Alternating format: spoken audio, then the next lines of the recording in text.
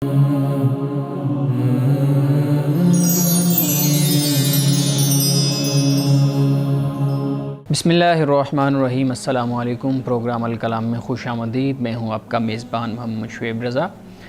नाज़रीन किराम, जुमा के रोज़ हम कोशिश करते हैं कि प्रोग्राम का पहला हिस्सा सीरतुन नबी सल्लल्लाहु अलैहि वसल्लम के गोशे को बयान करें और हम देखें कि ऐसे सीरत के वाक़यात, ऐसे मौज़ूआत जिनको हम रोज़ाना की बुनियाद पे सुनते तो हैं लेकिन अमली तौर पे हमसे वो रह जाते हैं, अमली तौर पे हम उन पे अमल पैरा नहीं होते।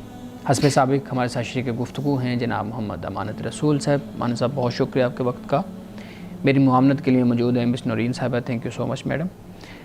नाज़रीन किराम, आपकी स्क्रीन पे हमारा व्हाट्सएप नंबर आ रहा होगा, आप अपने सवालात हमें भेज सकते हैं। हम इंशाल्लाह आपके सवालात को ज़रूर एड्रेस करेंगे।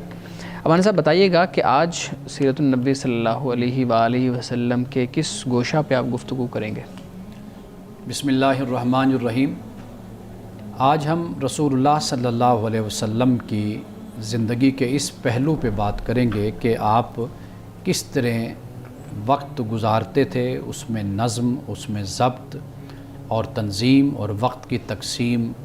ये जो तरीक़ा था आपका, सीरत की किताबों से हमें क्या मालूम होता है कि आप किस तरीके से अपने दिन को मैनेज करते थे, उसको मुनज़्ज़म करते थे।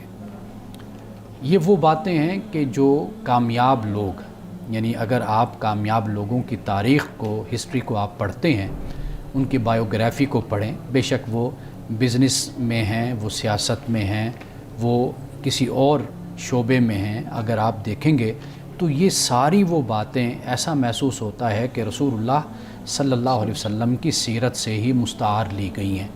यानी आपकी हयात मुबारका, आपकी ज़िंदगी गुजारने का जो तरीक़ा था वो बिल्कुल ऐसा था कि इंसान अगर ज़िंदगी में कामयाब होना चाहता है तो वो इसी तरीके को इख्तियार करे। यानी दिन को मुख्तलिफ़ औकात में तकसीम करना, ये सबसे पहली बात हमें नज़र आती है। यानी इबादत है, तालीम है, दावत है, घर के काम, अज़वाज मुतहरात हैं और अपने असहाब के साथ, दोस्तों के साथ वक्त गुजारना। यानी हमें ये तकसीम आपके पूरे दिन में नज़र आती है। रात को भी, यानी आप तहज्जुद की नमाज़ पढ़ते हैं, इबादत करते हैं, फिर सुबह की नमाज़ पढ़ते हैं, फिर उसके बाद आप सहाबा के साथ बैठते हैं, गुफ्तगू होती है। यानी सहाबा अगर रात को कोई ख्वाब देखते हैं तो वो बताते हैं, हंसी मजाक भी होता है।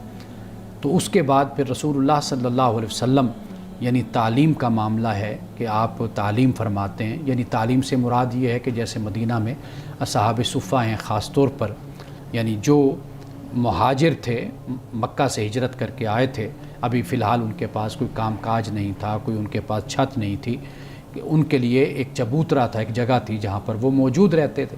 तो रसूलुल्लाह सल्लल्लाहु अलैहि वसल्लम से उनकी मुलाकात होना, आपका तशरीफ़ ले जाना, कुछ दीन की बातें, कुछ तालीम, ये आप फरमाते। और फिर ये कि दावत दीन, यानी इससे मुराद ये है कि जो लोग मुसलमान नहीं हुए उनको दीन की तरफ बुलाना, दीन की दावत देना।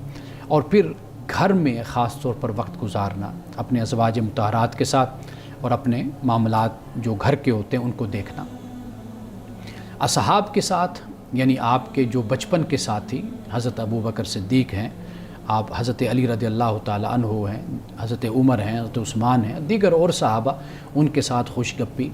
और फिर ये है कि आपका उनके घर तशरीफ़ ले जाना, वहाँ पर आराम भी फरमाना, उनके साथ खाना भी खाना, वहाँ पर नमाज भी पढ़ानी। और इसी तरह अगर किसी सहाबी का कोई बाग़ है तो उस बाग़ में आप तशरीफ़ ले जाते। और ये सिलसिला ऐसा नहीं कि कभी कभार, बल्कि कई सहाबा के यहाँ आपका जाने का एक मामूल था कि आप उनके यहाँ तशरीफ़ ले जाते थे और वो भी आपके पास आते थे। और फिर दूसरी बात जो है वो है तरजीहात का तयन। यानी आप अपनी तरजीहात को मुतय्यन करते हैं कि सबसे पहले कौन सा काम ज़रूरी है, आप उसको तश्कील देते हैं, आप उस पर अमल करते हैं। हमारी ज़िंदगी में एक पहलू नाकामी का ये भी होता है कि हमें जिस काम का सामना है, यानी कल है, परसों है, हम उसकी तैयारी करने के बजाय अपने आप को ऐसे काम में मसरूफ़ रखते हैं कि जो एक बहुत वक्त लेने वाला काम भी है और उसके नताइज बहुत देर बाद निकलने वाले हैं। तो एक वक्त ایسا کام کیا جائے، یعنی ترجیحات ایسی طے کر لی جائیں کہ جو بہت ضروری ہے اور جس کے اثرات جلدی نکلنے والے ہیں، اور جو آپ کے لیے لازمی ہے آپ سب سے پہلے اس کو ترجیح پر رکھیں اور آپ اس کو سر انجام دیں۔ اور پھر یہ کہ رسول اللہ صلی اللہ علیہ وسلم کا بر وقت اور فوری فیصلہ، یہ تیسرا نقطہ اور تیسری بات ہمیں سامنے آتی ہے کہ اگر مثال کے طور پر کوئی ہجرت کا معاملہ ہے یا غزوات ہیں یا معاہدات ہیں، یہ تین باتیں ہیں، یعنی معاہدات ہو گئے، غزوات ہو گئے اور ہجرت ہو گئی۔ آپ دیکھیے کہ کس طرح رسول اللہ صلی اللہ علیہ وسلم نے اس کے لیے بر وقت آپ نے فیصلہ فرمایا اور فوری فیصلہ فرمایا۔ انگلش میں کہتے ہیں کہ جسٹس ڈیلیڈ جسٹس ڈینائڈ، کہ اگر کوئی فیصلہ یا کوئی عدل، کوئی انصاف کا معاملہ اگر اس کو آپ مؤخر کرتے ہیں تو گویا کہ آپ اس کا انکار کرتے ہیں۔ تو لہٰذا رسول اللہ صلی اللہ علیہ وسلم کی سیرت سے ہمیں یہ بھی معلوم ہوتا ہے کہ بر وقت اور فوری فیصلہ، اور پھر اعتدال اور توازن، یہ بھی سیرت سے ہمیں معلوم ہوتا ہے، یعنی عبادات ہیں تو ان میں بھی ایک اعتدال اور ایک توازن ہمیں نظر آتا ہے، اور اسی طرح معاشرتی تعلقات ہیں ان میں بھی توازن ہے، دعوت اور تعلیم کا معاملہ ہے تو اس میں بھی بیلنس ہے، سیر و تفریح ہے، یعنی اس وقت سیر و تفریح یہی ہوتی تھی کہ رسول اللہ صلی اللہ علیہ وسلم صحابہ کے ساتھ نکل جایا کرتے تھے، یعنی واک کرتے تھے۔ سیر و تفریح یہ ہوتی تھی کہ جیسے کشتی، ریسلنگ ہو جانا، آپس میں جس طرح تیر اندازی کرنا، تو یہ ایک سیر و تفریح کا معاملہ، یا بیٹھ کر ایک دوسرے کو زمانہ جاہلیت پرانی باتیں بھی صحابہ رسول اللہ کے سامنے ذکر کرتے تھے، اور آپ صلی اللہ علیہ وسلم کو ایسی باتیں سناتے جس سے آپ ہنستے اور مسکراتے تھے، تو یہ سیر و تفریح بھی تھی، لیکن اس میں اعتدال اور توازن۔ یہ نہیں ہے کہ اتنا مذاق کرو، بیٹھے رہو اور اپنا وقت ضائع کرتے رہو، ہنستے رہو بیٹھ کر، نہیں، یہ بھی انسانی ضرورت ہے کہ انسان ہنستا ہے، مذاق کرتا ہے، لیکن اس میں توازن اور اعتدال یہ ضروری ہے۔ رسول اللہ صلی اللہ علیہ وسلم نے فرمایا کہ اِنَّ لِجَسَدِكَ عَلَيْكَ حَقًّا، کہ تجھ پر تیرے جسم کا بھی حق ہے۔ اب اس کے بعد جو پانچواں نقطہ، پانچویں بات جو ہمیں نظر آتی ہے آپ صلی اللہ علیہ وسلم کی سیرت سے، وہ یہ ہے کہ کاموں کی تقسیم، ذمہ داریوں کو سونپنا اور پھر ان ذمہ داریوں کو تقسیم کرنا، یعنی اپنے لوگوں میں یہ دیکھ لینا کہ اس میں کس کام کی اہلیت ہے، اس میں کس کام کی اہلیت ہے، جو جس کی اہلیت رکھتا ہے اور جس کی مہارت رکھتا ہے اس کو وہی کام سپرد کر دینا کہ وہ اس کو سر انجام دے۔ یہ بہت ضروری ہوتا ہے۔ آپ کسی ادارے میں ہیں، کسی نظم میں آپ اگر رہتے ہیں تو آپ ہمیشہ اس چیز کو ہنٹ کیجئے، آپ تلاش کیجئے کہ آپ کے دوستوں میں، احباب میں، آپ کے ساتھ رہنے والوں میں، آپ کے جو وابستہ لوگ ہیں ان میں کیا خوبی ہے، ان میں کیا صلاحیت ہے، ان کو اس کے مطابق کام آپ سپرد کریں، تو اس سے آپ کا نظم مضبوط ہوتا ہے، آپ کا ادارہ بہترین طریقے سے کام کرتا ہے۔ تو رسول اللہ صلی اللہ علیہ وسلم کی یہ پانچویں بات۔ اب آخری بات میں آج کی بیان کرتا ہوں، وہ یہ ہے کہ فارغ وقت کو کس طرح قیمتی بنایا جائے۔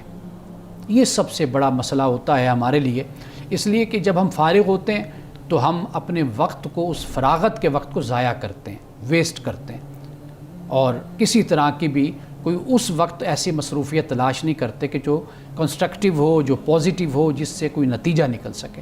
اللہ پاک نے رسول اللہ صلی اللہ علیہ وسلم سے یہ فرمایا کہ فَإِذَا فَرَغْتَ فَانْصَبْ، کہ جب آپ فارغ ہوں تو پھر آپ اپنے آپ کو مصروف کر لیا کریں، یعنی کہ کوئی تعمیری اور مثبت کوئی ایسی مصروفیت کہ جو نتیجہ خیز اور جو اچھی ہو، اس میں آپ اپنے آپ کو مصروف کر لیا کریں۔ آپ دیکھیے کہ رسول اللہ صلی اللہ علیہ وسلم گھر میں تشریف لاتے تھے، باہر کی مصروفیات کو نپٹا کر جب آپ آتے تھے تو اپنے گھر میں مصروف ہوتے تھے، یعنی ایسا نہیں ہوتا تھا کہ آپ بیٹھیں اور آپ کہیں جی اب میں آ گیا ہوں تھک کر یا باہر سے آیا ہوں تو اب لوگ اب میری خدمت کرنا شروع کر دو، نہیں، بلکہ رسول اللہ صلی اللہ علیہ وسلم خود کاموں میں بھی شریک ہو جایا کرتے تھے، گویا کہ وہ گھر کی جو فراغت کا وقت ہوتا تھا، فارغ ہونے کا، وہ آپ اپنے ازواج کی دلجوئی کے لیے اور آپ اپنے ازواج کی خدمت کے لیے اور گھر کے کام کاج میں آپ اپنے آپ کو مصروف رکھ لیا کرتے تھے، اور گھر میں ہی فراغت ہوتی تھی تو اللہ کے ذکر، جیسے قرآن نے کہا فَإِذَا فَرَغْتَ فَانْصَبْ وَإِلَىٰ رَبِّكَ فَارْغَب، اپنے رب کی طرف آپ رغبت کیجئے، اپنے رب کی طرف متوجہ ہو جائیے۔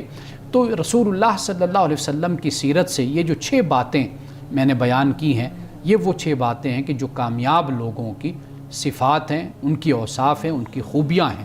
تو رسول اللہ نے 23 سال کے عرصہ میں جو ایک انقلاب برپا کر دیا مکہ اور مدینہ میں، اور خاص طور پر عرب میں، وہ معلوم یہی ہوتا ہے کہ رسول اللہ صلی اللہ علیہ وسلم کی سیرت آپ کا اخلاق اور کردار اور آپ کی زندگی میں جو ایک ویل پلاننگ تھی، ایک نظم تھا، یہ بتاتا ہے کہ اسی سے ہی اللہ سبحانہ و تعالیٰ پھر کامیابی اور کامرانی عطا بھی فرماتا ہے۔ گردش روزگار کے معاملات میں اور اسی طریقے سے اس مصروف زندگی کے اندر کہ جہاں ہر کوئی اپنے معاملات کے اندر لگا ہوا ہے، وقت کا تعین، اس کی تنظیم سازی، یہ بہت امپورٹنٹ موضوع آپ نے رکھا آج کا۔ آپ کی آخری بات سے ہی میں ایک سوال آپ کے سامنے رکھوں گا۔ آپ نے فرمایا کہ جو فراغت ہے اس میں اپنے معاملات کو درست رکھیں اور اس کو کام میں لائیں۔ یہ جو فراغت ہے یہ بھی تو خدا کی ایک نعمت ہے کہ انسان کو وقت ملا ہے تھوڑا سا فری رہنے کے لیے، اپنے آپ کو وقت دینے کے لیے۔ ہم اس کو فراغت کہتے ہیں، ہم اس کو خدا کی نعمت نہیں سمجھتے، اور فراغت سے ہمارا وہ سب کانشیسنس میں ہمارا کچھ جو ایک خیال ہوتا ہے نا، وہ یہی ہوتا ہے کہ اب یہ ویلا ہے، جس کو ہم پنجابی میں کہتے ہیں، اس کو کوئی کام نہیں ہے، یہ کوئی پروڈکٹیو چیز نہیں ہے، اب یہ فارغ ہے تو اس لیے یہ ان پروڈکٹیو انسان بن گیا ہے۔ تو یہ خدا کی بڑی نعمت نہیں ہے فارغ رہنا؟ رسول اللہ صلی اللہ علیہ وسلم نے صحت کو اور فراغت کو، ان دونوں چیزوں کو بڑی نعمت آپ نے قرار دیا ہے، یعنی صحت بیماری سے پہلے اور فراغت مصروفیت سے پہلے۔ یہ اس لیے نعمت قرار دیا ہے کہ یہ وہ وقت ہوتا ہے کہ جب آپ کوئی بہتر پلان بنا سکتے ہیں، منصوبہ سازی کر سکتے ہیں، سوچ سکتے ہیں، اپنی زندگی کو آپ بہتر طریقے سے آگے لے کر جا سکتے ہیں۔ یعنی مثال کے طور پر ہم بچوں سے کہتے ہیں نا کہ ابھی آپ پر وہ ذمہ داریاں نہیں ہیں کہ جس کی وجہ سے آپ اپنی خواہش اور جو بننا چاہتے ہیں، جو کرنا چاہتے ہیں، وہ آپ نہ کر سکیں، ابھی آپ کے پاس فراغت ہے۔ یعنی فراغت سے مراد بالکل وہ آئیڈلنس جس کو کہتے ہیں وہ مراد نہیں ہوتی۔ یعنی آپ یوں کہہ لیجئے کہ یہ وہ وقفہ ہے، یہ وہ وقت ہے کہ جس میں آپ سوچ سکتے ہیں، اس میں آپ پلاننگ کر سکتے ہیں، منصوبہ سازی کر سکتے ہیں۔ یہ وہ بہت بڑی نعمت ہوتی ہے۔ ورنہ آپ دیکھیے کہ جب انسان مصروف ہوتا ہے نا، پھر انسان اپنے بس میں نہیں ہوتا، دوسروں کے بس میں ہوتا ہے، دوسروں کے کنٹرول میں ہوتا ہے۔ یعنی جیسے شادی ہو گئی، بچے ہو گئے، تو پھر معاملہ کیا ہوا؟ اب یہ معاملہ ہو گیا کہ اب دوسروں کی ذمہ داریاں پڑ گئی اور وہ ذمہ داری آ گئی۔ یا جیسے آپ سمجھ لیجئے کہ جیسے کئی لوگ ہم نے دیکھے ہیں خاندان کے بچپن میں، لڑکپن میں ہی بچے پر ذمہ داری آ گئی کہ والد فوت ہو گئے یا والدہ دنیا سے چلی گئی۔ ہمارے ایسے بہت سے جاننے والے ہیں، تو وہ بیچارے شروع سے ہی، اب وہ جو ایک ان کے پاس وقت تھا فراغت کا، سوچنے کا، ایک ان کا بچپنا تھا، وہ ختم ہو گیا۔ تو یہی معاملہ صحت کے ساتھ بھی ہوتا ہے۔ جب آپ صحت مند ہیں تو آپ یہ اس کو غنیمت سمجھیے۔ رسول اللہ نے فرمایا کہ غنیمت سمجھو صحت کو بیماری سے پہلے۔ تو لہٰذا تو یہ جو وقت آپ کے پاس ہے، خدا کا شکر ادا کرنا چاہیے کہ اس وقت میں ہم بہت کچھ کر سکتے ہیں اپنے لیے، اپنے معاشرے کے لیے، اپنے خاندان کے لیے۔ یہ جو وقت کا ضیاع کا تصور ہمارے یہاں موجود ہے خاص طور پہ، اس کو ہم کیسے آئیڈینٹیفائی کریں کہ جو وقت کا ضیاع ہے وہ کیا ہوتا ہے؟ مثال کے طور پہ ہمارے ہاں اپنے آپ کو وقت دینا، اپنے ساتھ وقت گزارنا، یہ بھی وقت کا ضیاع تصور کیا جاتا ہے۔ کہتے ہیں فری بیٹھا ہوا ہے، کیا سوچ جا رہا ہے، ذہن میں غلط خیالات آ جائیں گے، ذہن اور طرف چلا جائے گا۔ پھر سیاحت کو ہم نے وقت کا ضیاع سمجھ لیا، پھر اسی طریقے سے کوئی گیم کھیلنے کو ہم نے وقت کا ضیاع سمجھ لیا۔ جیسے وہ کہتے ہیں کہاں گئے ہوئے تھے، تو کہتے ہیں میں کھیلنے گیا تھا، کہتے ہیں ضرور وقت ضائع کرنا تو کوئی اور کام کر لیتے۔ تو یہ جو وقت کے ضیاع کی خاص ڈیفینیشن ہم نے بنا لی ہے، پھر ہم نے میوزک کو کہہ دیا کہ نہیں یہ تو آپ برا کام کر رہے ہیں، اس سے اچھا تو کہیں اور وقت لگا لیتے۔ فلم دیکھنا ہمارے نوجوان دیکھتے ہیں، ڈرامہ دیکھتے ہیں، تو اس کو بھی ہم نے کہہ دیا کہ وقت کا ضیاع ہے۔ تو یہ وقت کے ضیاع کو کیسے سمجھا جائے؟ ہمارے ہاں جو معیار بن گیا نا کسی چیز کو ضائع کرنے کا، وہ ہم نے اپنا خود اس کو تشکیل دیا ہے۔ اس میں ہمارے سماجی رویے بھی ہیں، ہمارا تعلیمی نظام بھی ہے کہ جس میں ہم ایک چیز کو خود ہی وضع کرتے ہیں، خود ہی بناتے ہیں۔ ہم نے یہ سمجھ لیا ہے کہ جو سیر و تفریح ہے، جو ایکٹیویٹیز ہیں، سرگرمیاں ہیں، شاید یہ وقت کا ضیاع ہے۔ جبکہ اگر دیکھا جائے تو جس سے بھی انسان کی شخصیت پروان چڑھتی ہے، اس کی تعمیر ہوتی ہے، وہ وقت کا ضیاع نہیں ہوتا۔ یعنی مثال کے طور پر کھیلنا ہے، فٹ بال کھیلتا ہے، کوئی کرکٹ کھیلتا ہے، کوئی ہاکی کھیلتا ہے، آپ دیکھیے اس کو جسمانی صحت اس کو ملتی ہے۔ جم جاتا ہے، وہاں پر وہ اپنا جم جوائن کرتا ہے، ورزش کرتا ہے، ایکسرسائز کرتا ہے، تو یہ اس کے وقت کا ضیاع نہیں ہے۔ اسی طرح آپ نے کہا کہ کوئی بیٹھ کر موسیقی سنتا ہے، تو موسیقی سننا یہ کوئی وقت کا ضیاع نہیں ہے۔ وہ یہ ہے کہ انسان اس وقت ٹرینکویلٹی جس کو ہم کہتے ہیں کہ وہ ایک سکون چاہتا ہے, وہ کمفرٹ زون میں چلا جاتا ہے نا, یعنی وہ ایک خاص حالت میں ہوتا ہے, تو وہ وقت کا ضیاع نہیں ہے. اگر ہم یہ سمجھے آپ کی بات سے کہ اپنے لیے جو وقت نکال رہا ہے لیکن اس میں کوئی پروڈکٹیو کام ہونا چاہیے اس سوچ میں بھی, جیسے آپ نے جو اشارہ دیا کہ بھی وقت سوچ رہا ہے اور برے خیالات نہ آئیں, تو یہ چیز بھی آپ گائیڈ کریں کہ برے خیالات سے انسان اپنے آپ کو کیسے روکے, کیونکہ وہ سوچ رہا ہے نا, اپنے تھنک اوور کر رہا ہے, برین اسٹارمنگ کر رہا ہے, کوئی پلانز بنا رہا ہے, تو وہ کیونکہ فراغت جون سی ہے وہ اس میں بھی کہتے ہیں کہ شیطان حملہ آور ہو سکتا ہے, تو اپنے آپ کو پازیٹیو کیسے رکھے اپنی فراغت میں بھی؟ دیکھیے فراغت یہ جو ہے نا, فارغ ہونا اور اس میں شیطان کا حملہ ہونا, وہ اس سے مراد یہ ہوتا ہے کہ منفی اثرات, یعنی انسان اپنے آپ کو اس حالت میں رکھتا ہے کہ وہ اس وقت اس کی اہمیت کو اور اس کے استعمال کو نہیں سمجھ رہا. یعنی مثال کے طور پر ایک بچہ ہے کہ جس کا کل اگر پیپر ہے, اب وہ بیٹھا ہوا اپنے وقت کو اس طریقے سے ضائع کر رہا ہے, اب اس کا وقت ضائع ہونا, موسیقی بھی وقت کا ضیاع بن رہی ہے, اس کا کھیلنا بھی وقت کا ضیاع بن رہا ہے, اور اس کا بیٹھ کر سوچنا بھی وقت کا ضیاع بن رہا ہے. تو کچھ چیزیں ایسی ہیں کہ جن کو حالات اور ماحول کے مطابق پھر کہا جاتا ہے کہ یہ وقت کا ضیاع ہے یا یہ وقت کا ضیاع نہیں ہے. یعنی مثال کے طور پر اگر کل کسی نے سفر کرنا ہے اور اس نے اپنے سفر کو شروع کرنا ہے, لیکن اس سے پہلے اس نے ابھی تک اپنی بکنگ نہیں کروائی اور اس نے ٹکٹ نہیں لی, اب معاملہ اصل یہی ہو جاتا ہے نا کہ پھر اب وہ اس نے کسی منزل تک پہنچنا ہے, وہاں پر کوئی کام سر انجام دینا ہے, اب وہ بیٹھا ہوا ہے, بے شک وہ کسی کام میں ہوگا, آپ کہیں کہ کیوں وقت ضائع کر رہے ہو, حالانکہ وہ مصروف ہے, آپ اس کو دیکھ رہی ہیں کہ وہ مصروف ہے, لیکن اس کے باوجود آپ اس کو کہہ رہے ہیں کیوں وقت ضائع کر رہے ہو. بالکل صحیح. تو گویا کہ وجہ کیا, وجہ یہ ہے کہ جو آپ کی ترجیح اور پریورٹی ہے اس لحاظ سے اگر آپ دیکھتے ہیں تو اس کا یہ کام وقت کے ضیاع میں شمار ہوتا ہے.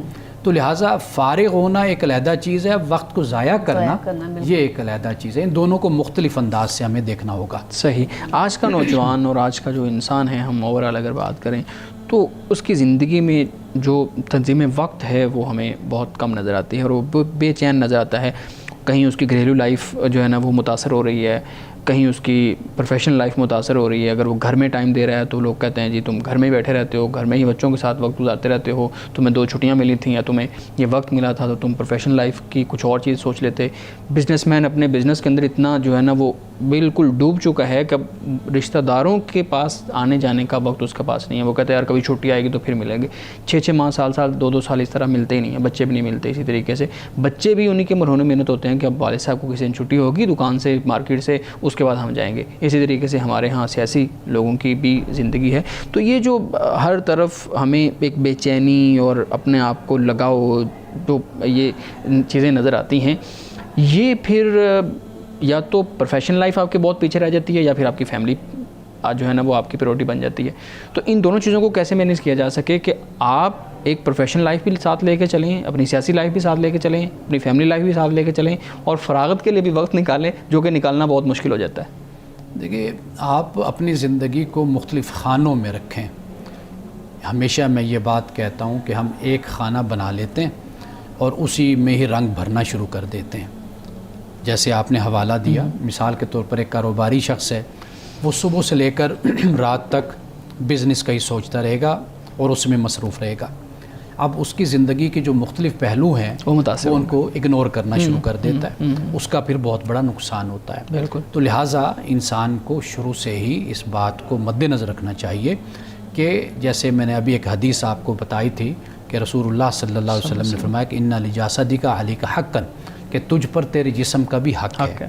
اب آپ جب یہ فرما رہے ہیں تو اس سے مراد کیا ہے کہ جیسے ایک صحابی نے کہا شادی نہیں کروں گا, ایک نے کہا جی میں ساری زندگی روزے رکھوں گا, ایک نے کہا جی میں ساری زندگی رات کو جاگوں گا, عبادت کروں گا. تو رسول اللہ صلی اللہ علیہ وسلم نے کیا ان کو فرمایا تھا؟ آپ نے فرمایا کہ مجھے دیکھو, میں نے شادیاں بھی کی ہیں, میں رات کو سوتا بھی ہوں, رات کو عبادت بھی کرتا ہوں, کبھی روزہ رکھ لیتا ہوں, کبھی روزہ میں نہیں بھی رکھتا. اعتدال والی یہ جو زندگی ہے یہ ایک مسلمان کو پیش نظر رکھنی چاہیے. دیکھیے میں سوچتا ہوں آج اس جدید دنیا میں کہ ہم تو لاوارث لوگ ہیں, یعنی ہمیں تو لاوارث چھوڑ دیا گیا, ڈپرائیوڈ چلڈرن جیسے کہا جاتا ہے نا, ہمارا تو وہ حال ہے. ورنہ دنیا میں یہ ہوتا ہے کہ اپنے سٹیزن جو ان سے ہوتے ہیں نا ان کی تربیت کی جاتی ہے, ان کو ایجوکیٹ کیا جاتا ہے, ریاست اپنا ضروری سمجھتی ہے, یہ ذمہ داری خیال کرتی ہے. تو ہمارا معاملہ یہ ہے کہ ہم بیمار ہو جائیں تو کدھر جائیں, ہم پڑھنا چاہتے ہیں تو کدھر جائیں. ہر جگہ پر خود ہی ہاتھ پاؤں مارنا, خود ہی سوچنا, خود ہی راستے نکالنا, خود ہی ترقی کرنا, خود ہی سارا کچھ کرنا, یہ ہم کرتے ہیں. لیکن بہرحال پھر بھی اگر اسلام پر ہمارا ایمان ہے, ہم مانتے ہیں رسول اللہ صلی اللہ علیہ وسلم کی حیات مبارکہ سے اور ہم روشنی لیتے ہیں, تو وہاں سے کم از کم ایک مسلمان روشنی لے سکتا ہے. بالکل. اگرچہ جدید ریاست میں اجتماعی طور پر پورا نظام اس طرح کا ہوتا ہے کہ مجھے اکیلا نہیں چھوڑا جاتا, مجھے بچپن سے لے کر ساتھ لے کر مجھے چلا جاتا ہے, اور میری قدم قدم پر رہنمائی بھی کی جاتی ہے, میری مدد بھی کی جاتی ہے, اور میری ذہنی طور پر تربیت بھی کی جاتی ہے, میرے نفسیاتی مسائل کو بھی حل کیا جاتا ہے. تو یہ تو ہے جدید دنیا. لیکن ہم بہرحال جس دنیا میں بھی رہ رہے ہیں, تو جو ہمیں میسر وسائل ہیں یا ذرائع ہیں, ہم ان سے تو استفادہ کر سکتے ہیں, چاہے اپنی مدد آپ کے تحت ہی ہم کریں. تو میں یہ پوچھنا چاہتی ہوں کہ ریاست کو کون ٹرینڈ کرے گا ان ساری باتوں کے لیے, یہ سارے پلانس کے یہ کام ریاست کی ذمہ داریاں ہیں, آخر وہ بھی تو چلانے والے انسان ہی ہیں. تو ان انسانوں کو ٹرینڈ کون کرے گا کہ یہ آپ اس ڈیوٹی پہ ہیں تو یہ اب آپ کی ذمہ داریاں ہیں؟ یا پھر یوں کہیے کہ یورپی ممالک میں جہاں کی یہ ریاست بہت مثبت طریقے سے یہ کام کر رہی ہے, ان لوگوں کو اس حد تک کون لے کر آیا, ان کے پلانس کیسے کامیاب ہونے شروع ہوئے, اور ان کو ان ذمہ داریوں کا احساس کیسے دلوایا گیا؟ دیکھیے, اگر آپ تاریخ کو پڑھیں تو اس میں سوشل ریفارمز اس کی بڑی اہمیت ہوتی ہے. سوشل ریفارمز کی میں مثال اس طرح دیا کرتا ہوں. ایک وہ شخص ہوتا ہے کہ جسے راتوں رات دولت مل گئی, پیسہ مل گیا, اس کا جو ایٹیچیوڈ اور رویہ ہوتا ہے وہ اس سے بالکل مختلف ہوتا ہے کہ جو نسل در نسل ایک امارت کی زندگی, ایک دولت میں وقت گزارتے ہیں, کاروبار کرتے ہیں, بزنس کرتے ہیں, ایک اسٹیٹس کی زندگی گزارتے ہیں.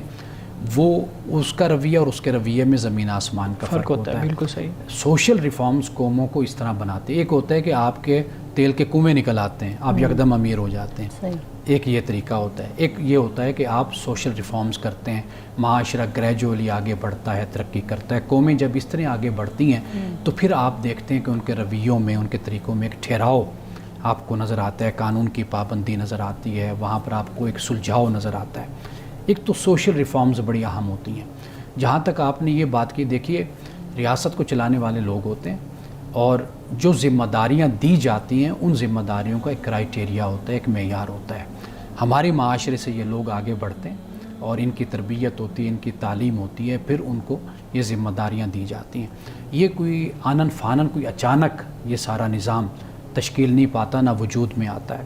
تو لہٰذا جب ہم ریاست کی بات کرتے ہیں تو ریاست کوئی ایسی چیز نہیں ہے. ریاست میں کام کرنے والے افراد ہوتے ہیں. وہ افراد جن عہدوں پر آتے ہیں وہ اپنے اس کے باقاعدہ پس منظر اور بیک گراؤنڈ رکھتے ہیں جس سے وہ تربیت لے کر آتے ہیں. جب وہ آگے آتے ہیں تو پھر جب ایک شخص جو ان سا ہے ایک رسپانسبلٹی کو لیتا ہے تو پھر اس کی ذمہ داری یہ بن جاتی ہے کہ جو اس کی ذمہ داری ہے وہ اس کو بہتر طریقے سے ادا کرے. تو ریاست پھر اس طریقے سے اپنے معاملات کو حل بھی کرتی ہے, اپنے فرائض کو ادا بھی کرتی ہے. امان صاحب, آج کے دور میں اکثر یہ بات سننے میں آتی ہے, لوگ کہتے ہیں اب تو وقت میں برکت ہی نہیں رہی, اب وہ وقت کیسا رہا. کیا یہ جملہ ٹھیک ہے یا ہماری سوچ کو درست کرنے کی ضرورت ہے؟ وقت کو کبھی بھی برا نہیں کہنا چاہیے. منع کیا گیا ہے وقت کو, زمانے کو کہ آپ برا کہیے. اصل معاملہ یہ ہے کہ انسان اپنے آپ پر نظر ڈالے, اپنا احتساب کرے. وقت ویسا ہی ہے, اس میں برکت بھی ویسے ہی ہے, سب کچھ ویسے, سارے معاملات ویسے ہی چل رہے ہیں. ممکن ہے کہ چونکہ جیسے جیسے ہم اپنی زندگی کے روپ میں تبدیل ہوتے چلے جاتے ہیں, یعنی ہمارا کردار بدلتا چلا جاتا ہے, تو شاید اس بنیاد پر ہم یہ کہہ دیتے ہیں کہ بھئی وقت میں برکت نہیں. یعنی مثال کے طور پر ایک بچہ ہے یا کوئی نوجوان ہے, اس کا وقت نہیں کٹتا, یعنی وہ اس پر پریشان ہوتا ہے میں وقت کیسے گزاروں, اس کے وقت میں اتنی برکت ہو جاتی ہے. دوسری طرف ہم جیسے جو لوگ ہوتے ہیں, ماں باپ جیسے ہیں, استاد ہیں, ذمہ داریاں جو گلے انسان کے آ جاتی ہیں بھی ہر صورت میں ادا کرنی. ایک تو خوش دلی کے ساتھ ذمہ داری کچھ ہوتی ہے کہ واضح بات ہے کہ وہ ادا کرنی ہوتی ہے انسان. اب اس میں پھر جب اتنا بندہ مصروف ہوتا ہے تو پھر ایسے لگتا ہے کہ بھئی کب صبح ہوئی کب شام ہوئی, پتہ ہی نہیں چلا, پتہ نہیں چلا. تو اب وہ کہتے ہیں جی پتہ نہیں وقت میں برکت نہیں, پہلے بڑی برکت ہوا کرتی تھی. تو میرا خیال ہے کہ یہ کچھ شاید ہمارے کردار پر، کوئی عمر کے کسی حصے پر بھی اس کا انحصار ہوتا ہے کہ کسی وقت کے حصے میں یا عمر کے حصے میں ہمیں لگتا ہے کہ وقت نہیں گزر رہا، کہیں پر ہمیں لگتا ہے کہ وقت بڑی جلدی تیزی سے گزر اچھا گیا۔ ایک اور چیز بھی میں نے نوٹس کی ہے، جب ہم چھوٹے شہروں میں جائیں یا قصبوں میں، وہاں لائف جو سی نا بڑی سلو سی لگتی ہے، جب شہروں میں آتے ہو تو ایسی فاسٹ رننگ، ہر کام رشلی، ہر چیز ہو رہی، کیا یہ درست ہے یا میں نے غلط اس چیز کو تجزیہ؟ نہیں، یہ بات آپ کی ٹھیک ہے، لائف جو ہے وہ یہاں پر فاسٹ ہے شہروں میں، اگر آپ باہر دنیا میں آپ گئی ہیں تو وہ اس سے بھی زیادہ تیز نظر آتے ہیں۔ جب آپ یورپ سے ادھر آتے ہیں یا دبئی سے آپ ادھر آئیں تو آپ کو یہاں پر ایسے لگتا ہے کہ بہت ہی سلو لوگ کام کرتے ہیں، سلو چلتے ہیں، تو ذمہ داریاں ادا کرتے ہیں۔ تو یہ میرا خیال ہے کہ یہ کچھ ایک لائف سٹائل پر بھی اس کا انحصار ہوتا ہے، اور پھر انسان کی مصروفیت اور شعبے اور پیشہ، تو اس پر بھی کافی لائف سٹائل سے یاد آیا کہ جو یہ آج کل بچے، نوجوان، حتیٰ خواتین بھی اور مرد حضرات بھی فری لانسنگ کا جو کام کر رہے ہیں، انٹرنیٹ پہ مختلف پروجیکٹس ان کے پاس ہوتے ہیں، تو وقت کی بات ہو رہی ہے تو رات کے دیر تک بیٹھے ہوا کام کرتے رہتے ہیں کہ ہمارے کلائنٹس جو ان سے جو ایسے ایسے ملکوں سے تعلق ہے جہاں پہ ہمارا 8, 10, 12 گھنٹوں کا فرق ہوتا ہے، تو یہ تو بڑا ایک بے قاعدگی سی زندگی میں آ گئی ہے اس طرح کے انٹرنیٹ کے دور کی وجہ سے۔ دیکھیے، اصل جو زندگی ہے، آئیڈیل لائف، وہ یہی ہے کہ آپ اپنے دن اور رات کے حساب سے زندگی گزارتے ہیں۔ یعنی رات اللہ نے بنائی ہے وہ سونے کے لیے، آرام کے لیے بنائی ہے، دن بنایا ہے قرآن پاک نے جس کو کہا کہ معاش کے لیے اللہ نے دن کو بنایا، بھاگ دوڑ کریں، جاگیں، کام کریں۔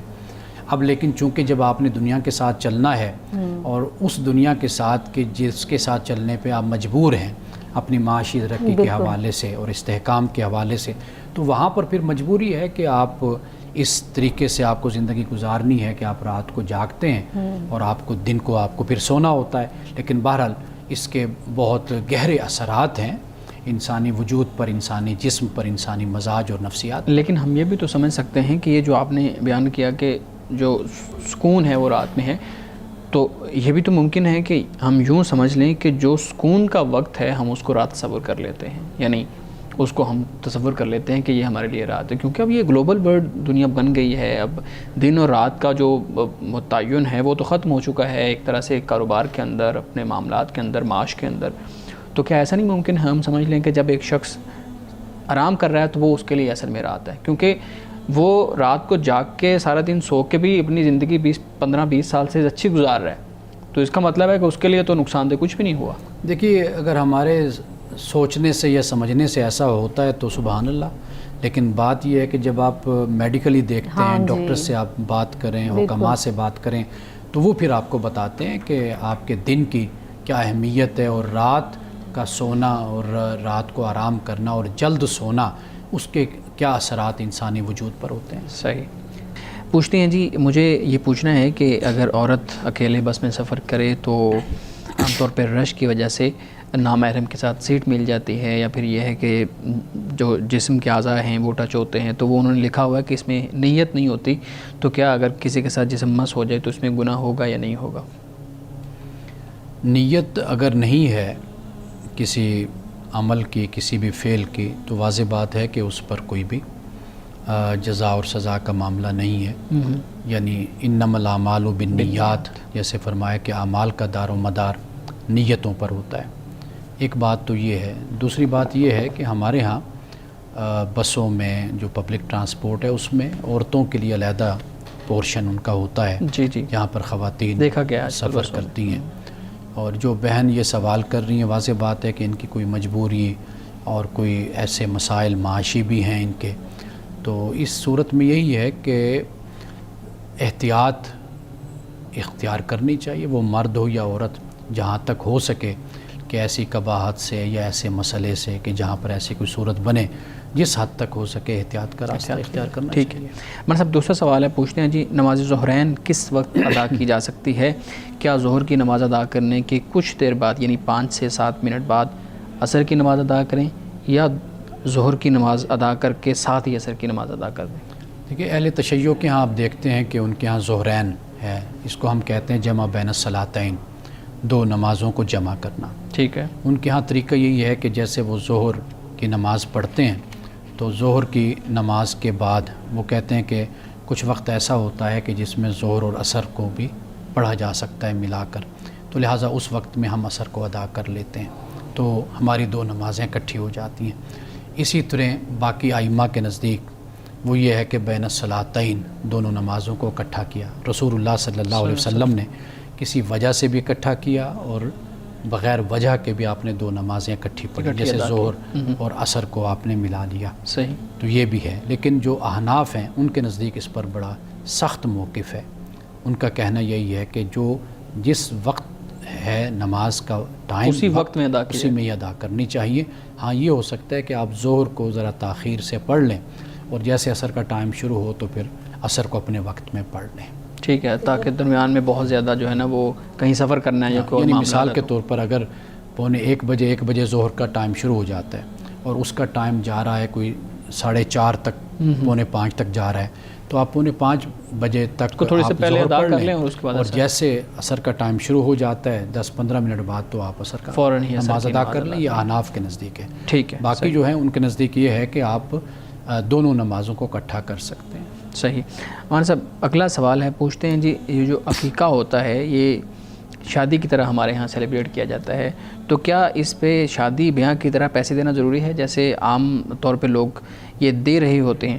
پوچھتے ہیں کیا یہ مذہبی طور پر ضروری ہے یا یہ کوئی معاشرتی، اخلاقی یا سماجی رویہ ہے؟ شادی پر بھی پیسے دینا کوئی لازمی اور ضروری نہیں ہے، یہ ایک ہماری روایت ہے، ایک رسم ہے، ہم اس پر عمل کرتے ہیں۔ ٹھیک۔ یہ ایک اس پہلو سے بھی ہوتا ہے کہ جس کی شادی ہے، بچے کی ہے، والدین کو سپورٹ ہو جاتی ہے، بچے کو تحفہ ایک مدد ہو جاتی ہے، یہ بھی ایک رسم ہے ہمارے یہاں، لیکن اس کو اپنے اوپر اس طریقے سے مسلط نہیں کرنا چاہیے کہ جس سے شادی والے کے لیے بھی مسئلہ بن جائے اور جو وہاں پر شرکت کرے اس کے لیے بھی ایک مسئلہ بن جائے۔ صحیح۔ مولانا صاحب شادی کیسے لگتی ہے جب گفٹ نہ دیا جائے اور تحفہ نہ اچھا دیا؟ عقیقے پہ بات ہو رہی ہے تو میں یہ بھی پوچھ لوں کہ یہ جو عقیقہ ہے یہ آپ وضاحت کر دیں، یہ ضروری ہے؟ لوگ سمجھتے ہیں کہ بہت ضروری ہے، اور پھر یہ بھی لوگ سمجھتے ہیں کہ جو بیٹا ہے یعنی جو میل ہے، بوائے ہے، اس کے لیے 2 جانور آپ نے کرنے ہی کرنے ہیں، 2 بکرے کرنے ہیں۔ عام طور پر لوگ ایک اس لیے نہیں کرتے، کہتے ہیں جی سنت یہ ہے کہ رسول اللہ نے حکم دیا، آپ نے فرمایا کہ 2 کرنے چاہیے تو اس لیے ہم 2 کر رہے ہیں۔ تو آپ ایک تو اس کی حیثیت بیان کر دیجیے گا اور دوسرا یہ 2 جانوروں والی بھی بات وضاحت کر دیں۔ دیکھیے یہ عرب کی ایک رسم تھی، ایک طریقہ تھا، رسول اللہ صلی اللہ علیہ وسلم نے بھی اس کو ادا فرمایا، اس لیے ہم اس کو سنت کہتے ہیں۔ ٹھیک ہے۔ اور یہ جو 2 بکرے یا ایک بکرا بچی کی طرف سے، اس کا کوئی تصور نہیں ہے، کوئی لازم اور ضروری نہیں ہے۔ آپ دونوں کا برابر کر دیں، بیٹی کا زیادہ کر دیں، بیٹے کا کم کر دیں، یہ اس میں کوئی اس بات کی کوئی تعلیم، کوئی حکم نہیں ہے کہ ضرور آپ نے بیٹے کا حصہ وہ زیادہ رکھنا ہے، بیٹی کا کم رکھنا ہے۔ برابر کر دیں، بیٹی کا زیادہ کر دیں یا بیٹے کا زیادہ کر دیں، تو اس کی کوئی پابندی نہیں ہے، اب اپنے حالات اور معاملے کے مطابق ماحول کے مطابق اس کو دیکھ لیں۔ ٹھیک ہے۔ اور یہ بھی آپ نے وضاحت کر دی کہ یہ کچھ ضروری نہیں ہے، یہ سنت ہے، انسان کے پاس استطاعت ہے تو کرتا ہے تو ایک خوشی ہے، ایک بچے کی طرف سے صدقہ ہے۔ ہاں، بالکل ہاں۔ صحیح ہے۔ ٹھیک جی، مس آپ کے سوال ہے۔ جی نبوت ملنے سے پہلے اور نبوت ملنے کے بعد آپ صلی اللہ علیہ وسلم کے معمولات میں وقت کی خاص طور پہ تقسیم کے لحاظ سے کوئی خاص تبدیلی آئی تھی یا اسی طریقے سے ہی مطلب وہ خاص فرق نہیں پڑا؟ دیکھیے فرق تو واضح بات ہے کہ پڑا، اس لیے کہ آپ صلی اللہ علیہ وسلم نبوت کے اعلان سے پہلے یا نبوت کے منصب پر فائز ہونے سے پہلے آپ کی جو زندگی تھی، ایک تو وہاں کی جو اجتماعی زندگی تھی اس میں آپ کی شراکت بھی تھی۔ جی ہمیں یہ بھی ثبوت ملتا ہے کہ آپ نے تجارت بھی کی، آپ نے کاروبار بھی کیا، جی جی یہ بھی اس کا بھی ہمیں ثبوت ملتا ہے۔ لیکن جب ہم یہ دیکھتے ہیں کہ آپ کی جو نبوت کے بعد کی زندگی ہے وہ تو کلیتاً پھر نبوت کے ساتھ خاص ہو گئی، بالکل تبلیغ یعنی کے جو اس کام فرض جو آپ کے اللہ تعالیٰ نے آپ جو فرائض بیان فرمائے اور جو ایک نبی کے جو فرائض ہوتے ہیں تو آپ نے ان کو پھر ادا کیا، اللہ تعالیٰ کا پیغام، اللہ کا حکم، اللہ کی وحی آپ نے لوگوں تک پہنچائی۔ پھر یہ جو معاملہ تھا کہ کلی طور پر کاروبار، تجارت اور وہاں کی جو ایکٹیویٹیز اور سرگرمیاں تھیں ان پر پھر آپ کا جو مقام نبوت ہے یا فریضہ نبوت ہے پھر وہ غالب آ گیا، اس کو پریفرنس اور اس کو ترجیح حاصل ہو گئی۔ یہ سب سے بڑا بنیادی فرق ہمیں نظر آتا ہے۔ مولانا صاحب حدیث مبارکہ بیان کیجیے گا۔ رسول اللہ صلی اللہ علیہ وسلم نے 7 قسم کے لوگ ان کے بارے میں فرمایا کہ اللہ کے عرش کا سایہ ان کو نصیب ہوگا۔ ان میں سے ایک شخص آپ نے بیان فرمایا کہ وہ ہوگا کہ جو اللہ کی تنہائی میں، یعنی تنہائی میں اللہ کو یاد کرے اور اس کی آنکھوں سے آنسو رواں ہو جائیں، یعنی تنہائی میں ہو، اللہ کو یاد کرے تنہائی میں اپنی خلوت میں، اور پھر اس کی آنکھوں سے آنسو بہنا شروع ہو جائیں، تو رسول اللہ نے فرمایا کہ اس شخص کو بھی کل قیامت کے دن اللہ تعالیٰ اپنے عرش کا سایہ عطا فرمائے گا۔ ناظرین کرام، اس دعا کے ساتھ اپنے پروگرام کا اختتام کریں گے۔ اللہ رب العزت حسن کلام اور تاثیر کلام عطا فرمائے، ہماری زبان کے گروں کو کھول دے اور سننے والوں تک خیر کا پیغام پہنچے۔ اجازت دیجیے، خدا حافظ۔